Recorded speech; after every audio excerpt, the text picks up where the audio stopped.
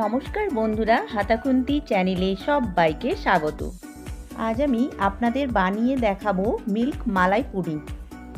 সবথেকে সহজ উপায়ে এই মিল্ক মালাই পুডিংয়ের রেসিপিটা খেতে অসাধারণ হয়। এই মালাই পুডিংয়ের রেসিপিটা খেতে এতটাই টেস্টি হয় আর খুবই সফট হয়। আসুন তাহলে রেসিপিটা শুরু করি। তার আগে আমার চ্যানেল যারা এখনও সাবস্ক্রাইব করেননি তাদের সাবস্ক্রাইব করে দেবার অনুরোধ রইল। আজকের এই মিল্ক পুডিংটা তৈরি করার জন্য একটা কড়াইয়ের মধ্যে নিয়ে নিয়েছি 2 কাপ দুধ। আমি এখানে ফুল ফ্যাট ক্রিম দুধ নিয়েছি, কারণ আজকের এই পুডিংটা তৈরি করার জন্য কোনো রকম ডিমের ব্যবহার করছি না, তাই ফ্যাট ক্রিম দুধটা নিলে ভালো হয়। আমি দুধটাকে আগের থেকেই ফুটিয়ে রেখেছিলাম, তাই এখন দুধটাকে নাড়াচাড়া করে হালকা গরম করে নিচ্ছি।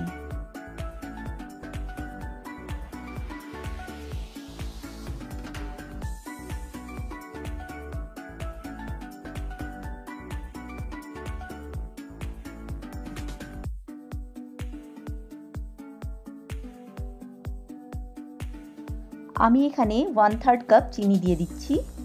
1/3 কাপ চিনিতে বেশি মিষ্টি হবে না।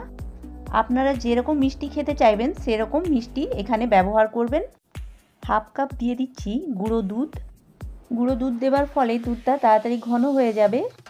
আপনারা এখানে গুঁড়ো দুধ যদি না দিতে চান তাহলে স্কিপ করতে পারেন। গুঁড়ো দুধের পরিবর্তে লিকুইড দুধের পরিমাণটা বাড়িয়ে নিতে হবে আর ভালোভাবে জাল করে দুধটাকে ঘন করে নিতে হবে। এবার এখানে গুঁড়ো দুধ দেওয়ার পর গুঁড়ো দুধটাকে লিকুইড দুধের সঙ্গে খুব ভালোভাবে মিশিয়ে নিচ্ছি, যাতে কোনো রকমের লাম্পস না থাকে।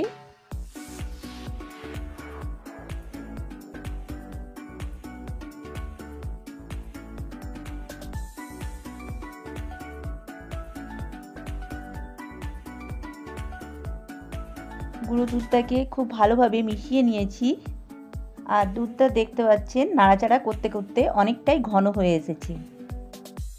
এবার এই পুডিংটা জমানোর জন্য আমি একটা মিশ্রণ তৈরি করে নেব। তার জন্য একটা বাটির মধ্যে নিয়ে নিয়েছি সামান্য পরিমাণে ঠান্ডা দুধ, আর এই দুধের মধ্যে দিয়ে দিচ্ছি 2 চামচের মতো কর্নফ্লাওয়ার। কর্নফ্লাওয়ারটা দুধের সঙ্গে দেবার পর খুব ভালোভাবে মিক্স করে নিচ্ছি।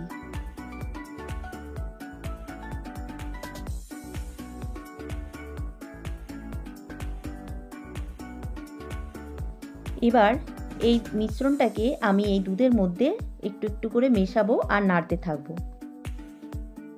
আর এই মিশ্রণটা দেওয়ার পর কিন্তু অনবরত নাড়াচাড়া করতে হবে যাতে নিচে লেগে না যায়।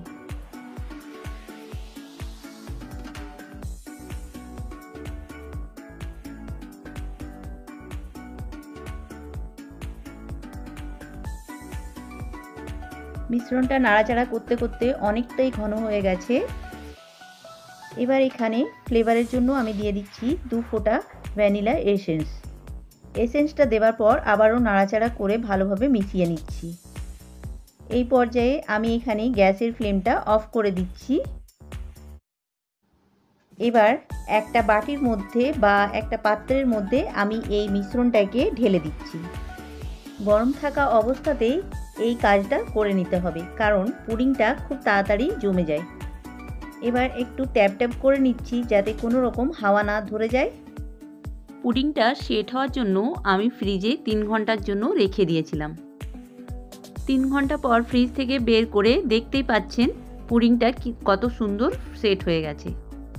এই মিল্ক মালাই পুডিংটা দেখতে ভালো লাগার জন্য ওপর থেকে ছড়িয়ে দিচ্ছি মিল্ক পাউডার। আর এই মিল্ক পাউডারটা ওপর থেকে ছড়িয়ে দিলে খেতেও খুব টেস্ট হয়।